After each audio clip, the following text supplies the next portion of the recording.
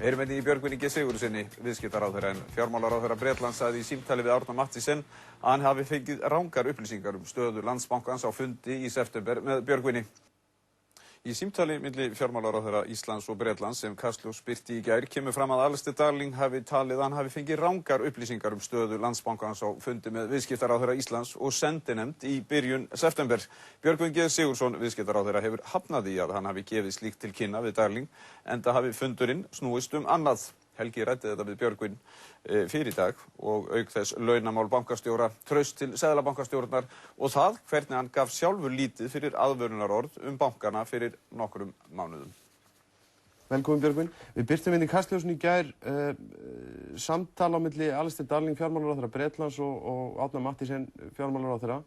Þar segir Alistair Darling, og ég ætla bara að lesa þau fyrir hérna orðið, þegar ég hitti kollega þína og þá hina, þá í raun kemur í ljós að það sem okkur var sagt reyndist ekki rétt. Ég hafði mjög miklar áhyggjur af stöðu bankans í London og þeir héldu áfram að segja ekkert væri að óttast.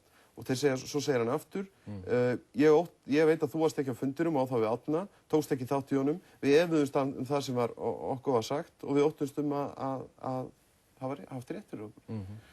Hvað sagðirðu við Alistair Darling á þessum fundi?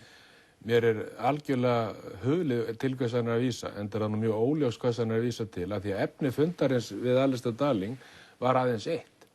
Það var hvernig mætti koma Landsbankanum, Icesave-reikningunum og útibúum Landsbankans í Bretlandi yfir í dótturfélag. Hverjar voru kröfur Bretlands? Þær settu stífa kröfur, þannig að Landsbanki þurfti að færa til mikið eignasafn úr móðurfélaginu hér heima inn í bankan í Bretlandi til að þeir heimiluðu þessa yfirfærslu í dótturfélag og Landsbankin taldi sig ekki geta mætti því að þá fær hann í þrot við það eitt, hann þyrfti að fá sveigjanlegri kröfur og það var það sem að fundurinn fjallaði Var ekkert sem benti til þess þá og sem gat gefið Alistair Darling til kynna að bankinn stæði illa? Er hann þá hreinlega að fara með fleip? Ég bara veit ekki til hvers hann er að vísa með þessum orðum sem hann er klárlega að vísa til þess að hann hafi haft áhyggjur af því að staða bankans væntanlega væri þannig að hann myndi ekki geta staðið undir þessu og er hann þá að segja ósatt? Nei, hann er að vísa til þess að hann vildi alveg svo við að Icesave færi inn í breskt dótturfélag þannig að bresk innistæðu yfirvöld getur staðið á bakvið ef illa færi. Það var ekkert sem benti til þess 2. september að bankinn væri að falla mánuði seinna og bara alls ekki þannig. En hvað er þá að tala að þið hafi verið að sannfæra hann og hann hafi ekki trúað og nú sé það að koma á daginn að það hafi verið? Það er með bara mjög á huldu til hvers hann vísar að því að fundarefni var aðeins eitt. Það var sameiginleg lausn það hvernig mætti færa innistæðureikninga og alla starfsemi Landsbankans í Bretlandi úr útibúi yfir í dótturfélag. Það var eina sem fundurinn gekk út á. Hvernig stendur á því, Björgvin, að þú sem viðskiptaráðherra dúkar allt í einu upp degi eftir að bankastjórar nýju ríkisbankana segja frá laununum sínum, eða minnst okkur einn þeirra, og gagnrýni launin. Átti þetta ekki að vera eitthvað sem þér átti að vera fullkomlega kunnugt Nei.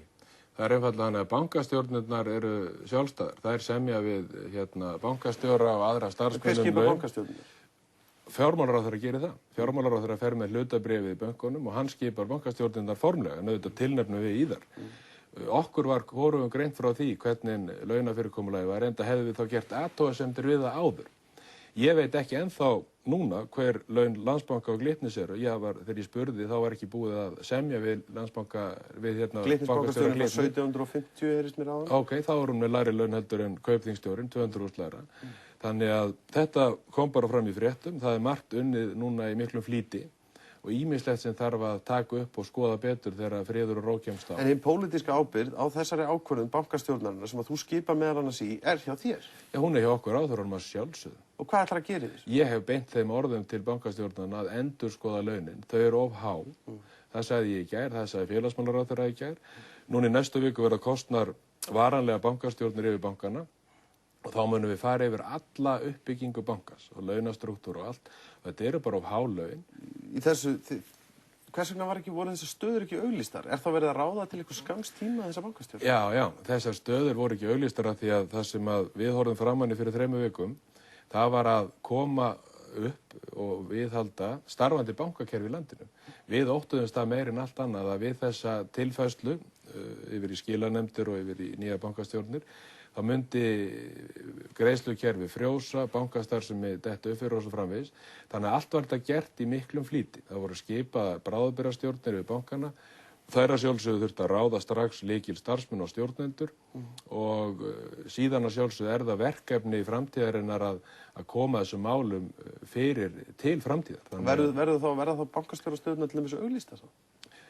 Ég veit ekki nákvæmlega hvenær það verið auglýstar og hvernig hefur verið gengið frá þessu og hvort að þetta fólk er ráðið til einhverja mánaða. Veistu ekki hvernig búið að ráða í bankana? Nei, ég til dæmis veit ekki launakjör þessara bankastjóra. Mér hefur ekkert verið tilkynnt það en það ber þeim ekki að tilkynna mér það. En finnst þér það ekki óeðlilegt eins og hvernig staðan? Jú, þeir áttu að tilkynna okkur það og ráðslaga stöðuna við okkur en það var bara ekki gert og það er bara ýmislegt sem þarf að endur skoða þegar að upp er staðið. Þannig að finnst þér þá eðlilegt að þessar stöður verði auglýstar? Að sjálfsögðu væri það eðlilegt að þessar stöður eru auglýstar og eins og allar aðrar stöður. Þú skrifaði grein á heimasíðuna þína 5. ágúst, Björgvin, þar sem þú talaðir grátkór og öfundarkenningar vegna samkeppni. Þá varst að tala finnska Nordea-bankan sem hafði málað upp nokkuð dökka mynd sem reynist nú vera ansi rétt varðandi íslensku bankana. Þú segir að niðurstaðan eftir þá greiningu þeirra hafi verið að gagnrýnin hafi verið verulega tilhæfulaus og þú talar að þarna hafi finnskir bankamenn bæst í grátkórinn. Eftir á að hyggja, er það þá ekki þannig að þessir aðilar sem þarna hafi bent þér á að eitthvað hafi verið rétt, að þú hefur einfaldlega haft það rangt fyrir þér? Þú hefur tekið allt of stórt upp í þig og það hafi margt einfaldlega bent til þess að bankarnir væru ekkert í allt of góðum málum? Jú, það er örugglega alveg rétt að ég hef tekið of stórt upp í mig því. En hins vegar var það bara þannig að staða bankana sjálfra á þessum tíma, bæði hvað varar úttektir Moody's og alþjóðlegra matsfyrirtækja eða annar eftirlitsstofnana var sú að eiginfjárstaða bankana væri góð. Það er lausafjárstaða bankana sem versnar hins vegar rosalega hratt í september og október.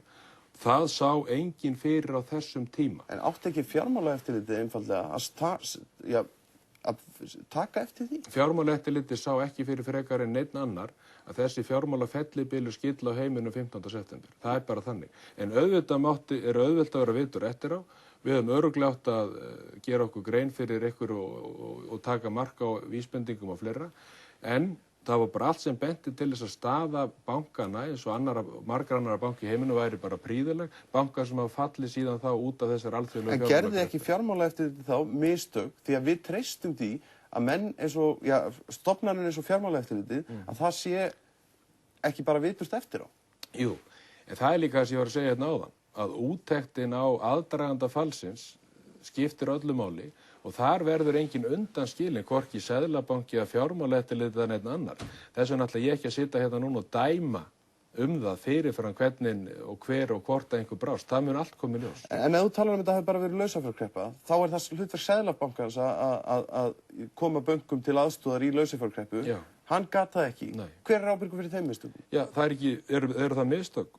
Við sáum það alltaf og búin að sjá í langan tíma að bankar sem eru 13 þjóðarframleiðslur, ef þeir lenti í vanda allir í einu, þá gæti Seðlabankinn aldrei hjálpað þeim öllum í einu. Telur þú að það sé einhugur innan ríkisstjórnarinnar og fyllsta traust til þess að Seðlabankastjóri, og þá yfir Davíð Oddsson og þá alla þrjá, að þeir sitji áfram? Ég er ekkert viss það sé allir á sömu skoðunum það og það hefur komið fram að í yfirlýsingu frá þingmönnum sumum að menn vilja sjá breytingar þarna.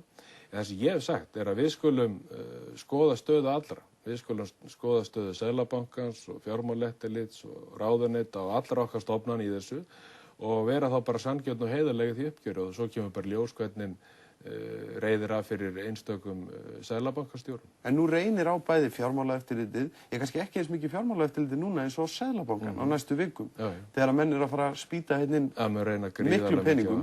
Er þá ekki eðlilegt að stofnun eins og Seðlabankinn njóti fyllsta trausts ríkisstjórnarinnar því þú grunur að segja hún gerir það ekki? Það skiptir öllu máli að á næstu dögum fari menn í gegnum það hvernig sé þetta endurheimta traust á þessar lykilstofnanir í okkar samfélagi og ég ætla ekki að kveða úr það fyrirfram hvernig það verið gert, það verður bara komið ljós. Hvað finnst þér sjálf? Við þurfum að fara mjög vel í gegnum það. Ég hef ekki viljað kveða upp einhverja dóma fyrirfram því að við skulum bara skoða stöðu allra þessar aðila í málunum. Hver ber ábyrgð á því að þetta hafi verið svona? Það eru margir sem ber ábyrgð á því. Eins og hverjir? Já, auðvitað þeir sem að eiga og reka bankana, þeir sem að byggðu upp þetta kerfi og svo framvegis. Hverju byggðu upp þetta kerfi? Ertu þá ekki að tala um samstarflokki? Við skulum bara sjá til. Það er voðalega auðvelt að draga eitthvað fram og segja þessi einn ber ábyrgð og ekki þessi. Allir samfélagið mér og minn allt ber ekki bara vissa ábyrgð á því. Þakka þér fyrir, Björgvin.